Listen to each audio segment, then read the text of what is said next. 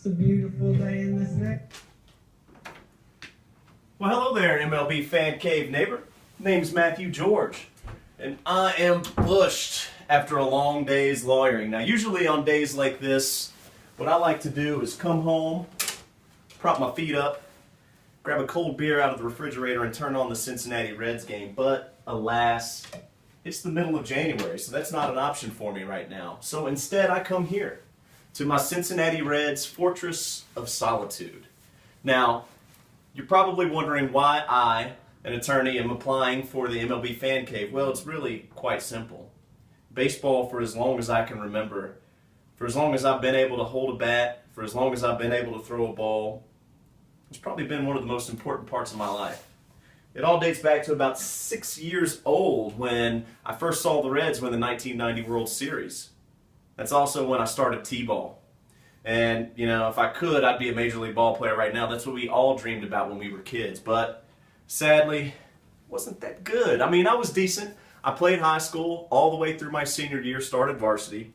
I graduated in the class of 2003, and, you know, due to my inability to hit a curveball, that's when I had to hang up the spikes. But since that day, since the playing career has ended, I've always tried to find ways to keep baseball a part of my life because I love the game. The game is a part of me, and it always will be a part of me. The first thing I did after my playing career was over was to take up umpiring. And I did that for 5 years, and umpiring was awesome because umpiring got me on the field at least. I wasn't playing, I wasn't competing, but I was a part of the action at least a little bit.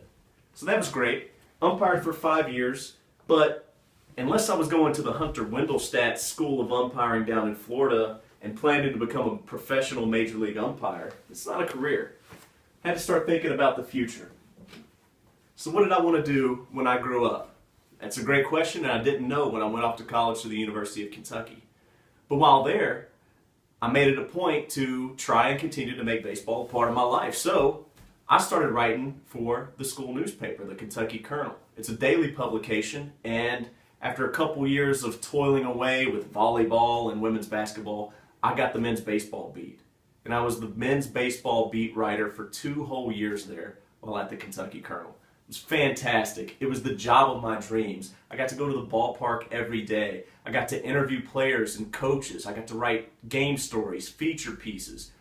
My classwork centered around the game of baseball. It doesn't get any better than that. But there's a problem. I'm a print journalism major. And newspapers, we all know, are going the way of the dodo bird. So it was time for me to start really thinking about my future as graduation approached. My father's an attorney. He pushed me to go to law school, so I said, hey, why not? I'll start applying.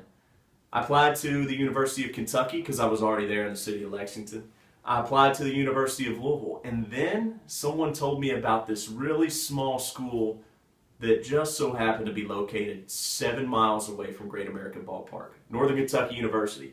And that proximity to the team that I grew up loving, the team that I watched every day, the fact that going to school there, I would have the ability to walk across a bridge, pay $7, and go to a game on any weekday, any weekend that I wanted to, sold me. It's all I needed. So 3 years of law school, I got to just immerse myself in all things Cincinnati Reds, right there in the belly of the beast, 7 miles outside of downtown Cincinnati. It was unbelievable. But again, at the end of my law school career, real life came calling, and it became time to find a job, and that was October of 2011, and we all know that the economy was rough at that time. So finding a job ended up taking me away from Cincinnati, here to the city of Louisville. And then I got an attorney's job, and I decided I have to do something to get baseball back a part of my life. You know, sure, I could watch games on television. I could listen to Marty and the Cowboy every day that I wanted to, but it wasn't enough. There was something missing. And that's why I decided to create the Seeds All Day daily baseball blog. I created the site in February of 2013. It's not a site about marketing. It's not a site where I'm trying to get money. It's a site about me. It's a way for me to come home every day after slaving away as an attorney and share my thoughts, my opinions, write my pieces on the biggest stories of the day, all the happenings that are going on in Major League Baseball. And it's been a tremendous outlet for me, and it's actually re-energized that passion that I have, that commitment that I have to make sure that this game is a part of my everyday life for the rest of my life. I expanded on that in the fall. I picked up this microphone and I started doing a baseball podcast. You know, it started with just me riffing on the microphone by myself. I've had a couple of guest hosts over time. And I'm trying to do a once-a-week podcast covering Major League Baseball. Again, it's something for me. It's something that keeps me involved and keeps baseball a part of my life. And coming back to the original question, why did I apply to the MLB Fan Cave? I think that is a great opportunity. When I saw it, I thought it was a great opportunity for me to just add to everything else that I've done in my life to make sure that Major League Baseball is a big part of it. So with that, I just have one question that I'd like to leave you with. Won't you be, please won't you be, my MLB Fan Cave neighbor?